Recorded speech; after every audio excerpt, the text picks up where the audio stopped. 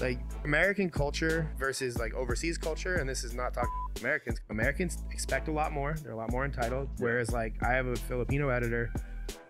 The guy, he'll do anything, I feel like. If it gets over 1 million views, you give him a bonus. Yeah, but it gets over 1 million views, the editor gets $100. The irony of that is now that we're doing like 4,000 videos a month, it's actually now it's a problem, and I'm restructuring things.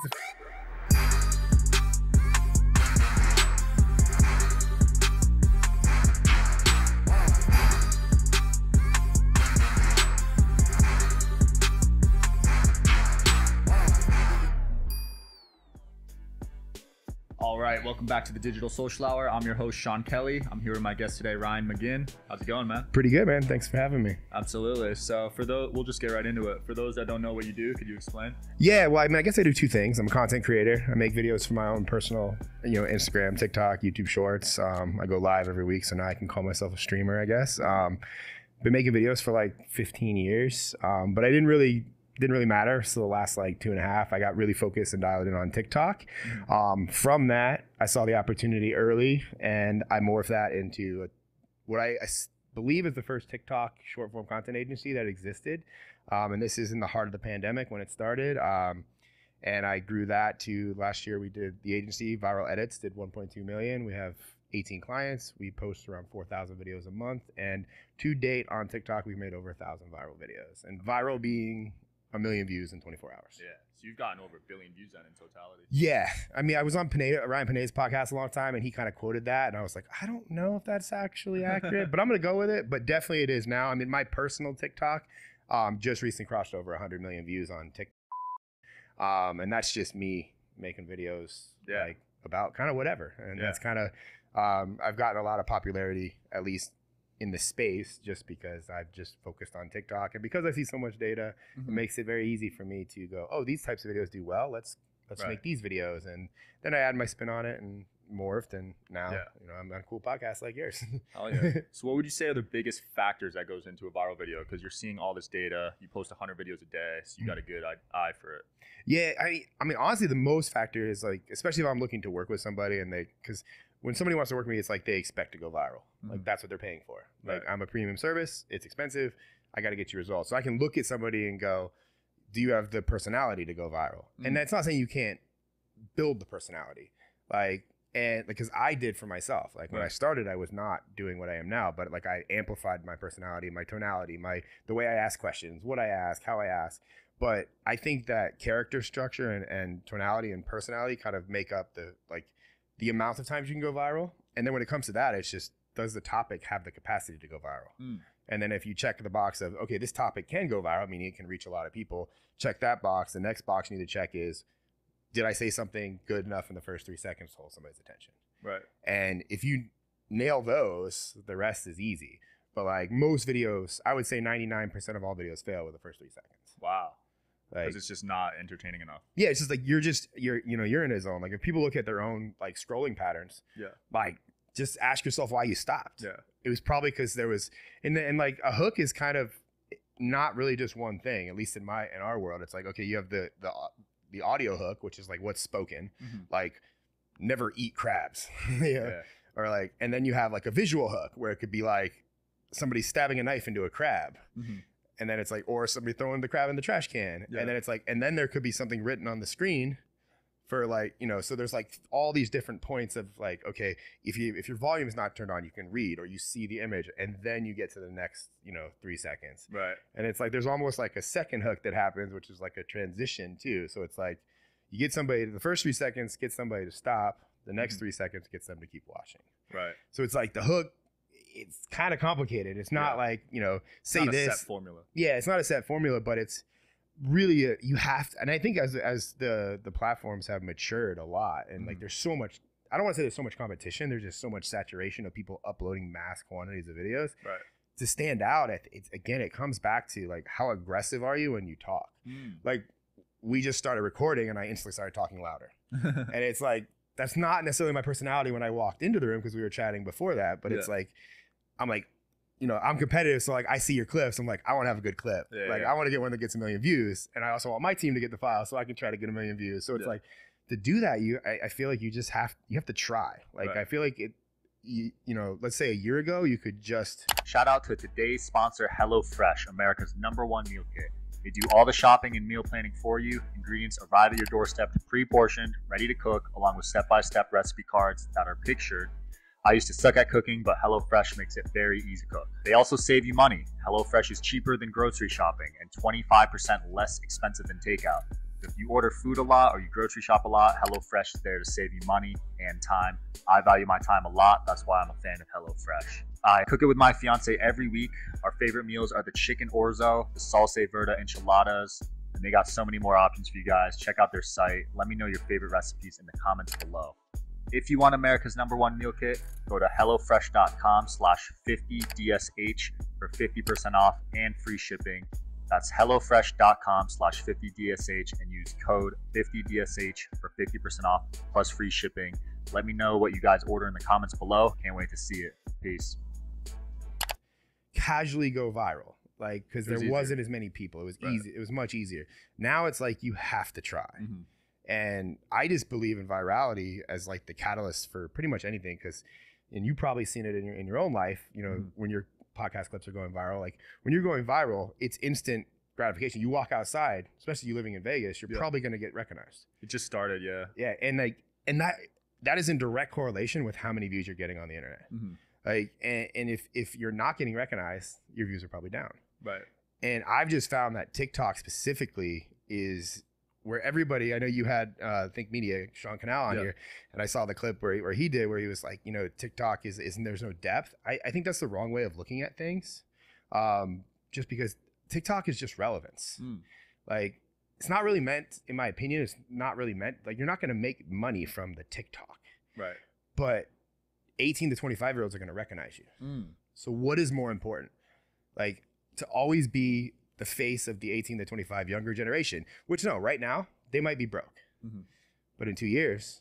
Yeah. You saw what Jake Paul did with his audience. Yeah. I mean, it's like all, you know, it's, I think TikTok is like future eyeballs and future relevance. And they're going to remember, you know, when it comes to like, let's say 2, 3, 4 years down the line, you know, that might be on long form. Like long form, in my opinion, is not bad. Like I love content as a whole, but it's like to have the argument of like, well, TikTok, you know, in his case, it was like, there's no depth. I'm like, well, I mean, like, you might just not be getting enough views. It was a hot take for sure. Yeah. Shout out to Sean. Yeah. And I mean, he's a beast at YouTube. Yeah. So it's like, and I mean, like I would consider myself a beast at short form. So it's like, we're arguing on our you know, and I mean, you know, mad respect to him, but it's like also too, it's like, you need both. I don't think there's a world where you can only have one. Right. I'm trying to do both. For sure. Like, you know, I'm same with me too. Like I'm going live for 2 hours every week. Like I don't necessarily want to do that, you know, but it's. Well, live streaming is a whole nother topic. You just saw XQC sign for $100 million. Yeah. For me, it was just like, okay, I need to commit to a long form every 2 weeks. And I'm good friends with Brandon Carter, King Keto. He's one of my clients.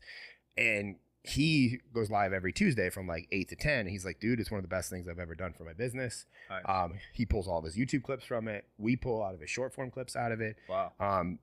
And we film in person with him. So it's like the short form, no depth is what's the right word for that? Is made up in the live stream. Right. So like, that's kind of what I'm testing right now. Is like, cause I don't want to like, I know like I'm obsessive, especially with editing. And if I go for like a 10-minute YouTube video, it's going to take me 40 hours to edit this thing and make it the most perfect video I can. Whereas like I can just go live for 2 hours and it's like a podcast. I'm going to talk face to face with people. You know, I think that I can get the same benefit of a long form if I do that, but who knows? I might be wildly wrong and just wasting every 2 hours. But I'm learning a lot about live stream. It's like it's like the amount of. You have to put so much effort into it. Like, I mean, like the first one I had like almost 75 people on the whole time. I was like, oh, this is dope. I had almost 100 people. Second time I was like 14. I was like, ooh, all right. I was like, have it. Then the third is like 22. I'm like, oh God. But I just look at it like, okay, like give it a year and there'll be 1,000 people on this thing. Right. And that's like why I like content so much. Cause it's like, it's a long game. It's a compounding game. For sure. So like, you know, and you've seen it, like you see all the views you get with your clips and like it compounds. One video goes viral, 5 more behind it get more views. Exactly. So it's like, especially on YouTube, I noticed. Yeah. And it's like account authority too. It's like the more, I just think there's a I don't want to say society. I think the industry right now is not weighing the importance of the relevance that TikTok brings you. You know, it might not turn into dollars. Like I think it's if it's what you do with it, because a lot of TikTokers ended up making millions, like Charlie D'Amelio, Bryce Hall, all those people. But then there's a lot that didn't make money. I think it's also too like right now TikTok, it's not entertaining anymore. It's educators For sure. You know, and that's like when I started the agency, we focused. I wanted educators because I'm like, there's going to be a big problem that happens where it's like, and I only know it because like I was late to Instagram because I was focusing on YouTube. I had a men's style fashion YouTube channel where I taught guys how to dress better to get laid. And I was late to YouTube, but I was like so focused on like getting this, and I did get it to go. I mean, I had like 25,000 subscribers. It was getting like 1 million views a month. Like I had an agency. I was getting paid to do videos. Nice. But it was also about helping men get laid. And I just recently got engaged and was having a daughter. And I was like, dude, this isn't really my thing anymore. Yeah. So like, then I jumped over to Instagram to like reinvent myself. And I was like, oh, now I'm really late to Instagram. You know, so that's like when TikTok came along, I was like, I am not going to be late to this. Yeah. And that's, you know, that thankfully, you know, that paid off because the agency and even my own, you know, success on the platform was based on like, I'm just going to, like, I didn't post to Instagram for like a year. I just posted on TikTok every day. And I finally got to 100K after a little while on TikTok. It took me like a year and 3 months, I think, to get to 100K. It took me like 3 months to get from 100K to 200K. And now, I mean, I've been at like 200, almost 250 now for a little bit, but it's like the difference between like what took me to get to 100K was me learning how to speak better. Right. Like you have to be punchy. You have to be direct. You have to be quick. Yeah. And I think that is where most long form people struggle when it comes to TikTok. Like even on this, like I'm talking punchy because it's like my brain just operates like that. Yeah, people are monotone. I was like that at first, the first few episodes I noticed. And I think the more you focus on short, the better your long form gets because you get more condensed. For sure. You know, and that's, you know, and I do think they're two entities. So it's like you have to put just as much effort in the short as you do long. Yeah. But from a bang for buck, you know, focus type of thing right now, like I would just say, if you want 100,000 followers on any platform, you're not going to get it going long form YouTube anytime soon. It would take years, probably. Years. And I mean, and that's you coming correct with like a full-time editor, thumbnail designer, and you know your topic so good that you can talk about it for 5 to 7 minutes in a really entertaining way. You know, and not saying that you shouldn't do that, like, because it's, you know, that in the long run, that pays off because AdSense on YouTube is absurd. Like people get paid, especially in like the finance world. Right. You know, and then there is the influence that's built because they, you know, but the argument, you know, has always kind of been, at least when people talk to me about it, because we talk to clients about it, like, well, what's the ROI on this? And I'm like, how you can't put an ROI on popularity. Yeah, it's what you make of it. I think it really is. And it was like all the clients that we work with that succeed the most, they're like, I'm not trying to make money from this. Yeah, I just want to be in front of everybody. I think when you're too pushy, it's a turnoff almost. When you're too salesy. And then like the young audience is smart. Yeah. Like these kids, they're not idiots. Nah, I remember when you could sell a course and it was whatever. Now it's like you got a course. It's like a bad look almost. Yeah, that's why. And like I'm kind of an anti-course guy because I'm like, well, what's gonna? And even if you buy a course, or if you're a creator and you sell a course, what happens? Let's say it does well and 1,000 people buy that course. Well, now 1,000 people, let's say 20% of those, now 200 people or so are going to take that course and start making content about what they learned from that course. So what just happened to the course? It's not as valuable. It's not as valuable anymore because all these people are like, oh yeah, I learned from so and so. Like, thank you. Like these. Right. It was like, well, I don't need to buy that course now. Like, so it's like from a long term perspective, it's just like, it seems like a waste of time right now. I think we should just focus on, if I'm going to put this in a course, I should just make it entertaining and give it away, and then figure out how to sell it to the eyeballs later. Yeah, like, at least that's my philosophy. But you know, the people sell courses and make a lot more money than me, so I don't know. So I didn't know you were a dating coach. So back when you were single, teaching guys how to get laid, what was the strategy there? Oh, so I was just teaching guys to get laid from a fashion standpoint, and my whole angle was make her come to you.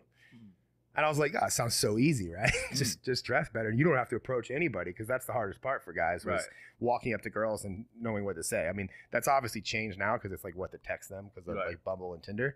But I always had a philosophy, like, if you go into a room, let's say a bar, you know, or a club, and you can kind of guess what everybody's going to be wearing, you just either dress one level above everybody or one level below everybody.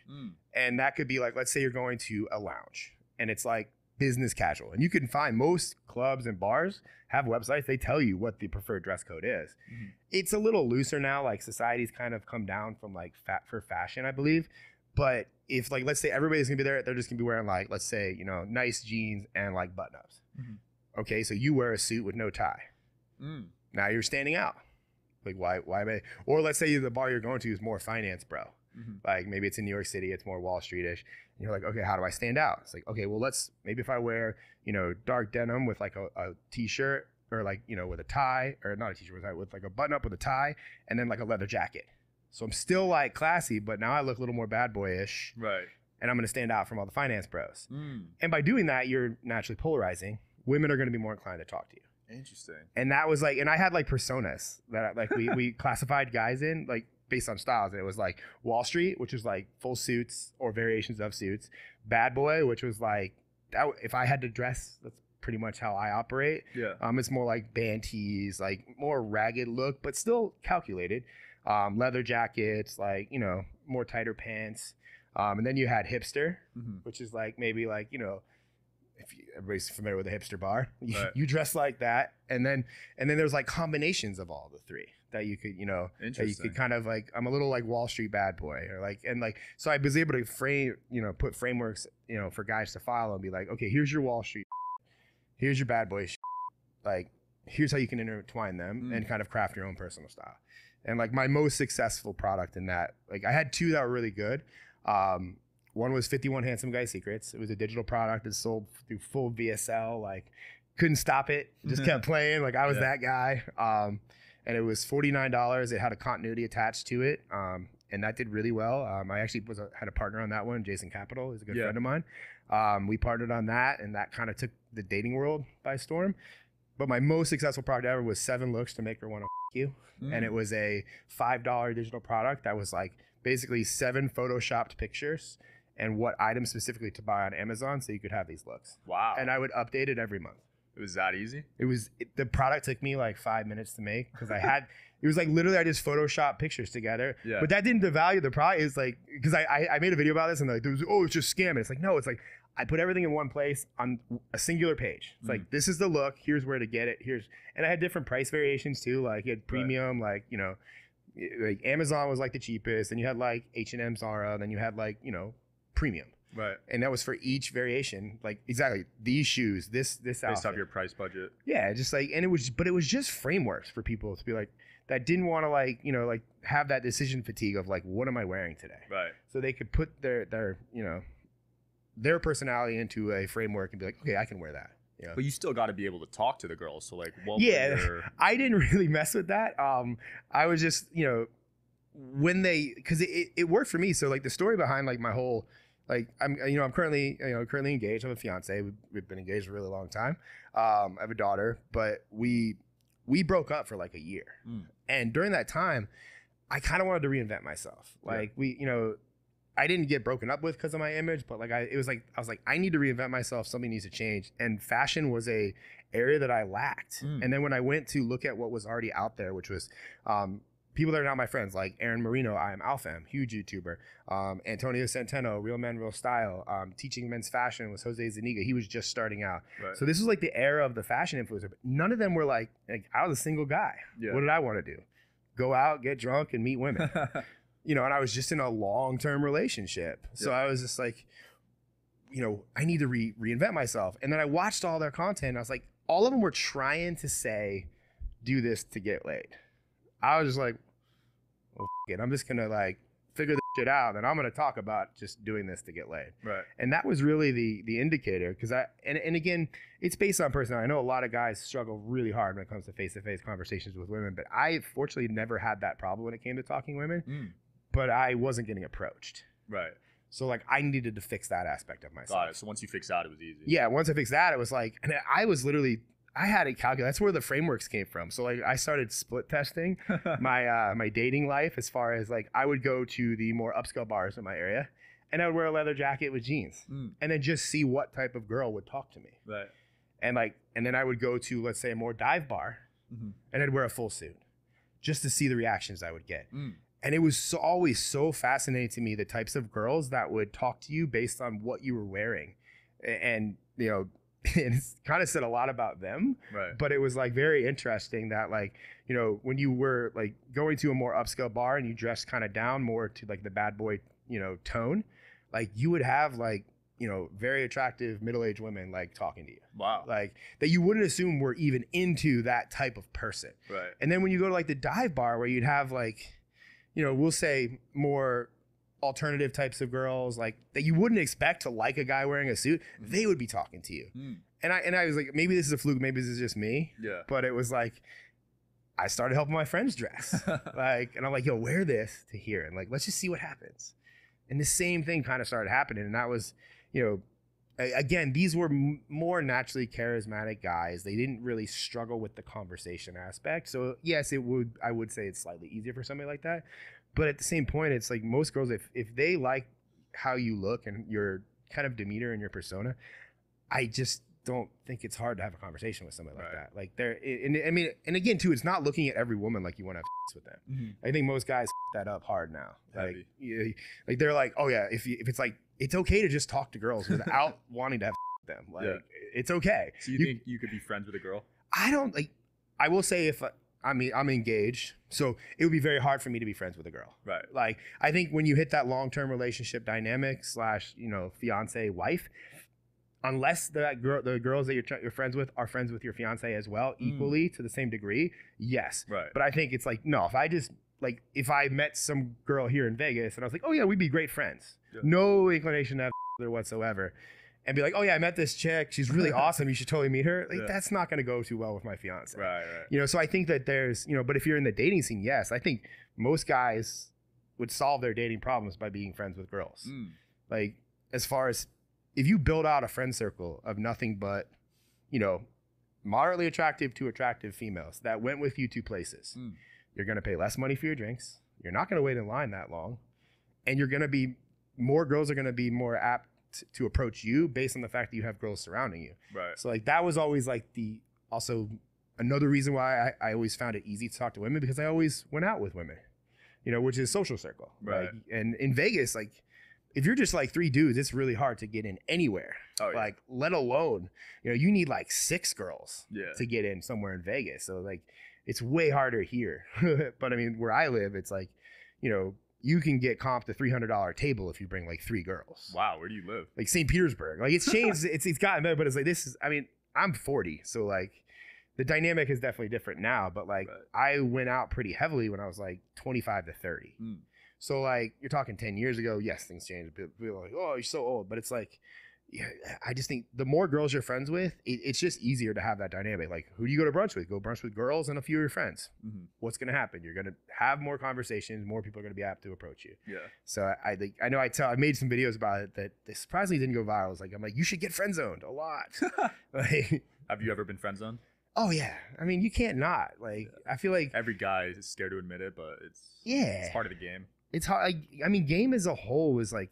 I mean, it was a fun part of my life. I don't like regret like that whole aspect, but it's so different now with like Tinder and Bumble and all that. Yeah. Like that, it's like it's just a numbers game now. You have access to so many numbers. But with everybody focused on this, I would just be walking up to girls. You were old school. Yeah, like because it's how do you stand out? You do the exact opposite of what everybody's doing. Like and like be like, hey, how about we go through your Tinder together? I'll help you pick out a person. Like you know, like I mean, what girl is gonna be like? Some might be like, ew, no. But others be like, that's actually funny. Let's do it. Now you're building rapport. Like, I mean, so I've just always achieved success in a lot of areas in my life, just doing the complete opposite of other people. Right. It's that simple. Yeah. But it's not saying it's the easiest. Yeah. You know? So, but I mean, but definitely dating dynamics. Like I've never been on, like, I created like a Tinder account like once when I was broken up with my fiance, because we were broken up for about a year. And I was just like, this is so complicated. Like, I'm just like, I'd rather just go out, talk to people. Yeah. And that's where the dressing kind of came in. And I was like, oh, this works. Yeah. You know, but now, I don't know, like the dynamics have changed quite a bit. It's a different game now. Back to your TikTok agency, because I want to touch more on that. You have 18 clients. Some of them are huge names. Yeah. How did you go about growing that company to a multi-million-dollar company? Yeah. So, I mean, it started, like I said, I took my first client, I had really good case studies when I started. But again, I was fortunate because I was very early. I would say fortunate because like I had time to kind of get shit together before I started charging premium. Right. But I knew I just always came from the, you know, if you get results, things kind of figure themselves out. And when I say figure themselves out, I mean like you can charge more, you get better clients, you get word of mouth. So I was starting on my own account. I was like, okay, something I've never focused on in the past was my own brand. So I need to have that at least 100K, you know? So I was aggressively working on making that grow. Then I was like, then I need an alternative account that I can show success on somebody else's account. Now I was fortunate because of my network with the fashion. I had a lot of friends that were YouTubers, but I also knew that they didn't care about TikTok. Like they're like, it's a new platform. And most successful people are they're usually pretty late to new platforms because they're like, should I commit to it yet? Or is it going to go away? Right. So I kind of knew that going in. So I was like, my approach to, two of my friends. One was Elliot Hulse. He's a huge YouTuber, very controversial political figure too. I hit him up and I was like, hey, I want to grow your TikTok. I don't want to charge you a thing.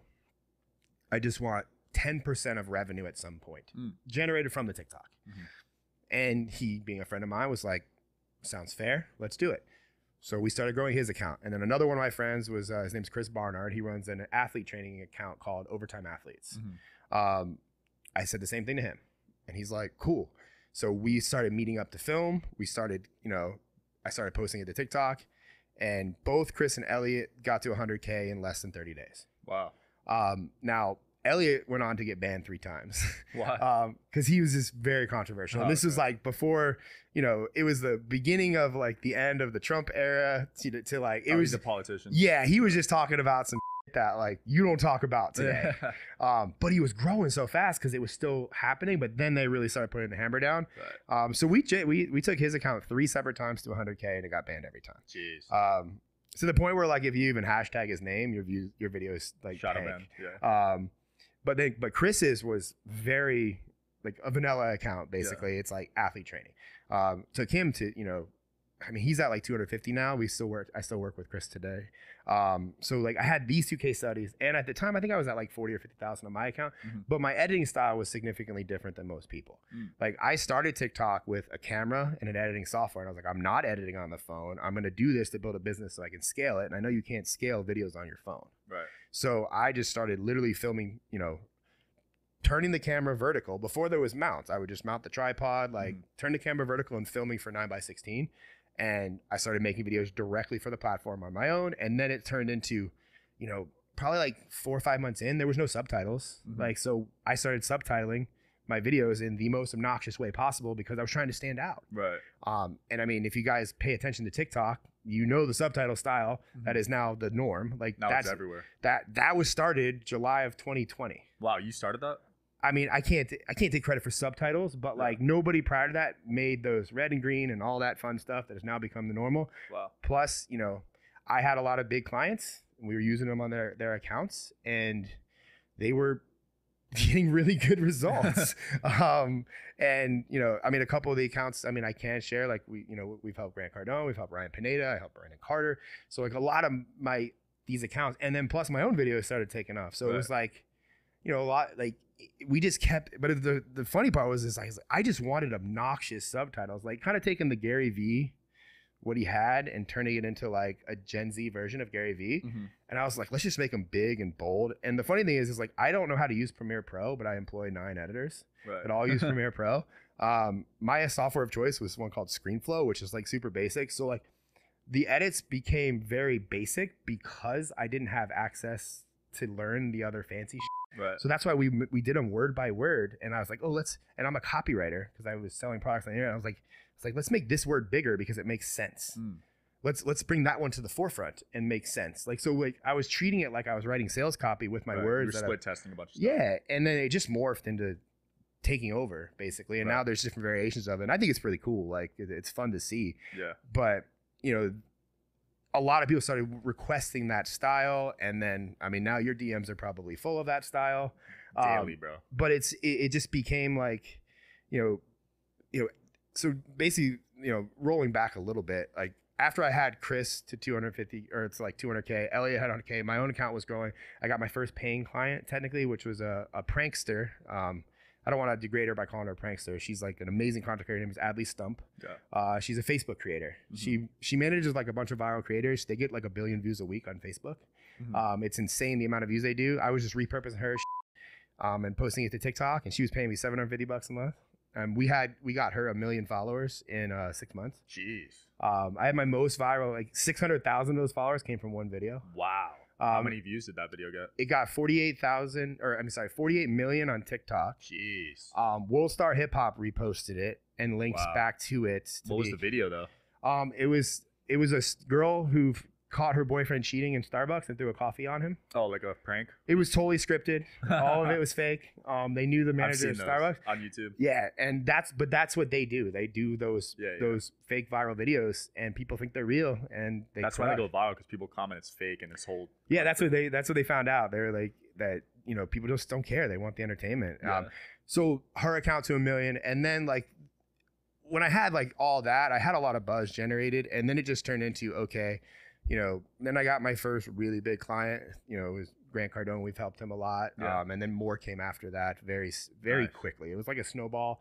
And then I was just hiring people and then I ran into the problem. Like I knew how to edit like this. Now I had to teach others to edit like it. And it wasn't as, again, this is 2 years ago. So a long time ago. It wasn't like now. Like it's I feel like it's easy to come in and know how to edit subtitles now. People have gotten better. But it was like brand new. People were like this, and people were like resisting the style because it was so childish like. Right. Which is why it worked. But so it was just like one big client after another, and then I just kind of kept like, I've built a really, really incredible team. They're expensive. There's a lot of overhead involved in running in my opinion, a really good team.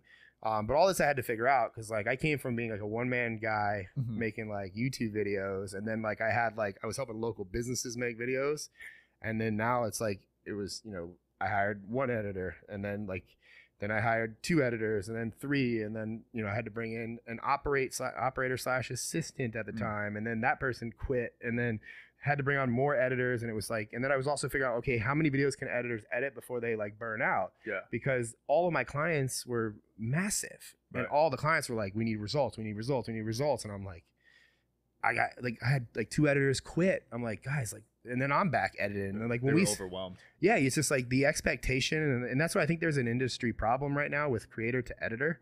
That I don't know how it's solvable, because it's like the creators expect so much from the editor, and the editor is just like, it is creativity, and you're expected to be creative every single video. And just because it's like a 30-second video doesn't, in my opinion, doesn't make it any less unimportant as like a 10-minute video. Right. So it's like, and most of my editors, like, they ask, how do you go viral so much? How do you make 1,000 viral videos? And I was like, because the edits take like an hour to 2 each edit. Wow. Like, and most of them they've gotten longer.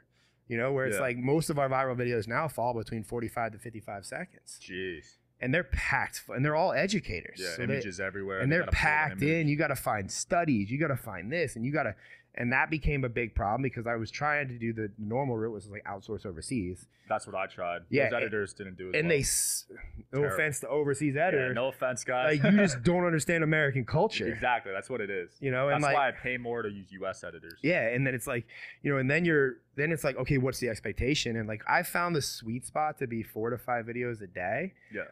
For what an American editor averaging, and you get faster. I don't want to say and I've never optimized for like, now we've kind of made some changes in the structure of the company where it's like, I used to just pay per video. Like, I'm like, I don't care how long it takes you, just make a good video. And then I also bonus like the editor if the videos go viral. Which is, I don't know many people that do that. Yeah, that's cool. Yeah, so the editor, if it gets over 1 million views, you give them a bonus. Yeah, but it gets over 1 million views, the editor gets $100. Nice. Like, that's a lot. And I've also, the irony of that is now that we're doing like 4,000 videos a month, it's actually now it's a problem, and I'm restructuring things to figure that. Sounds expensive. Yeah, but in my opinion, that's like the best problem to have, because that means all my clients are happy. Right. And I mean, I'm saying like, we're not like some freaks. Like last month we had 27 videos get over 1 million views. Nice. And then this month I think right now I don't know what it's like, the 23rd or 24th. Like, I think we're at like 17 total. Nice. So it's like we're seeming to hit like basically in my company across 18 accounts, one video is going viral every single day. That's really good. So you know, that's 3K in bonuses basically every month. I was like, I will gladly send that out. Yeah. To have that clout come back to me for that amount of viral videos. Yeah, it leads to business for you, bro. You know, but I mean, the problem with the industry is like let's say if we were working together, like you just start getting viral videos. So now your expectation is more viral videos. Yeah, like, once you're on that train, you don't want it to stop. And it's a dopamine roller coaster as a creator. There's a week where I won't go viral, and I'm kind of like upset. I'm depressed. Like I just like I had like a month, like, and I just had a 1.6 million yesterday, and I was like, yeah, I'm going on a podcast that's big, and I got viral. I was like I'm on top of the world. Yeah. But prior to that, I'm like hitting up all manners, like, yo, you guys, like, we gotta do shit. Step it up, guys. Like I'm like talking to my team, like they know more that something I don't, and I'm like, I'm not saying that. I'm like I know what they're gonna tell me. Yeah. Like they're like, hey, the topics aren't hitting, Ryan. Like let's just calm down. You know, so it's definitely a you know, managing the dopamine, and at least for clients is like, you know, I've just had success like growing the team. Like basically it's one American editor at a time. But now we've kind of changed the structure to where we have like, you know, multiple American editors doing more quality control. Yeah. And I deem them like, you know, we'll say, you know, professional editors per se, or whatever you want to name them if you do this. Like, you know, they've just edited a lot of viral videos. Yeah. So they have the mind muscle connection for those types of things. Yeah. So, and I am going off overseas, but they're getting stonewalled by the American. It'd be like, okay, dude, change this to this, change this to this, change this. But even that process is like takes a while, hours a day. Yeah. You know, so it's, you know, but it just sucks because you can, like, the American culture versus like overseas culture, and this is not talking Americans because I love Americans. It's like Americans expect a lot more. They're a lot more entitled. Yeah. Whereas like I have a Filipino editor. The guy, he'll do anything, I feel like. Yeah. You know, and we pay, like, I pay everybody in USD too, so they're like rich in their country. Right.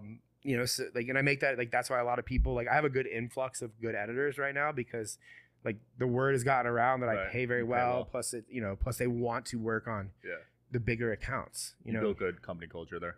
You know, but that's to say, like, that's taken, you know, my agency as a whole, it's like 2.5 years old. Yeah. So it's like, that's a lot of time in the content space, in the short form content. And I'm just like, I had to figure all this out because there was no, like, I mean, you had my friend Eddie Maloof on. He has a massive agency.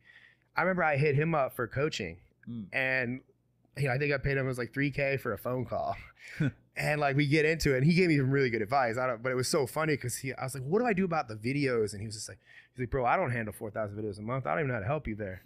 I'm like, okay. That's, and then I remember I bought coaching from D-Rock, like Gary V's guy. Nice. I was just looking, like, I was just hitting people like, yo, can I, like, just because how do people manage, like, I mean, like storage, file systems, like, right? Because, you know, the average client, like, basically we're doing, you know, 2 videos a day for a lot of our clients. So you're talking 90 videos a month. Yeah. We started flying to them because we get better results. So I'm like having to factor travel into like. Wait, where are you storing 4,000 videos a month actually? Google Drive. It could fit that many? Yeah, we have like the Google One plan. We had to upgrade. But you know, it was just getting it organized to where it was like easy. You know, because when you're doing like 2, sometimes 3 videos a day for clients, it's like, you know, we do batch filming where we fly to them. We film a couple hundred videos each time. We're there for 2 or 3 days. Then all of them have their own videographer. They're sending us stuff, so they're uploading that to the file. Plus, we're taking podcast clips. We're clipping them. Yeah. But due to the expectations of like the clients that, you know, because I mean we're charging, you know, I mean, what do you charge on average? Anywhere right now it's like I only really take people at $10K a month. Wow. And like the package for that is like, we call it the super famous package. Yeah. It's kind of like what someone like Brandon Carter, he's a good friend of mine. He's like we're posting up to like 6 videos a day. We're managing multiple accounts. We're manually posting on all those accounts because we need to see the analytics. We can't have any things happen there. We're taking podcasts. We're pulling from his live stream. It's like full autonomy for us to just grow you. And do you guarantee any views or? Yeah, I mean, I don't contract the guarantee because, and I tell them that. I said, look, but I do a 3-month contract to start with anybody new, and I'd be like, look, the goal is, you know, if I look at somebody and go, okay, your personality on point, like you can talk, you know, like we can help you, like 1 million views a week is like the norm. Like that's like if we're not hitting that, like there's something wrong with the account at that level. But ultimately, it's, you know, 1 viral video on any platform every week. Smart. you know, and then I've even started to, you know, but this is where like the industry hasn't caught up to like where we're at. Cause I've always kind of innovated. And I feel like in this space, a lot of people look to me to like innovate like I started implementing performance bonus structures for the client too, instead of like, cause I was always doing it for the editors. Cause that was the only way I could keep the editors looking at each video individually, right? Not like a robot, you know? Yeah. But I mean, I have clients where I'm testing out, like if we get you 1 million views, it's $1,000 bonus, like, or 1 million viewed video. But it's only one video per platform because we have the case, like we make one viral video and it goes viral on all 4 platforms. Like that happens. I mean, if for the average client, like probably once a month, the same video goes viral on all 4 platforms. Yeah, I noticed that. And so that's why we always focus on TikTok first, because if it goes viral on TikTok, it's good everywhere else. TikTok's like the main thing, and then from there it can that's just what we've seen. Branch off. You know, so like with that, it's like, okay, like it hasn't gotten to the point where I like slap a client with like a $10,000 bonus. But like I also understand that it is a long-term game too. So it's like, but I think the industry hasn't caught up to like the client's not expecting to pay the amount of work that's involved to continue to make you go viral. Absolutely. And that's kind of I don't know how that's going to get fixed, but I feel like me and myself, I'm pushing that boundary of like what's possible there. I think it'll be fixed over time as the market gets more competitive. Yeah. Cause I mean, if you think about it, like ads, I mean, you know, 1 million views for $1,000, like, you know, that's low CPMs. Yeah. So it's like, that makes sense, at least to me. Yeah. Like, it's like you want 1 million views, and then the argument comes in, well, they're not targeted views. It's like, but if you're getting 1 million views on ads, they're not that targeted either. Right. Yeah, you might put broad general interest, but they're just showing your video to everybody. Especially with the pixel updates, they're not as targeted as they used to. Yeah, so like, I don't think there's a difference anymore. Yeah. As far as like, how do you make money from these views versus like, what do you charge for these views? So because the algorithm's going to show it to people that are semi-interested. Yeah, because you're watching it to the end. The only way a video goes viral is if you watch it start to finish. Yeah. So it's like the more people that watch it, they're obviously interested in Absolutely. Ryan, it's been a pleasure, man. Where can people find out more about you? Yeah, my Instagram's like home. It's just my name, Ryan Magin. Same on TikTok, YouTube Shorts. But Instagram's the baby. Awesome. Thanks for watching, guys. Digital Social Hour. See you guys next time.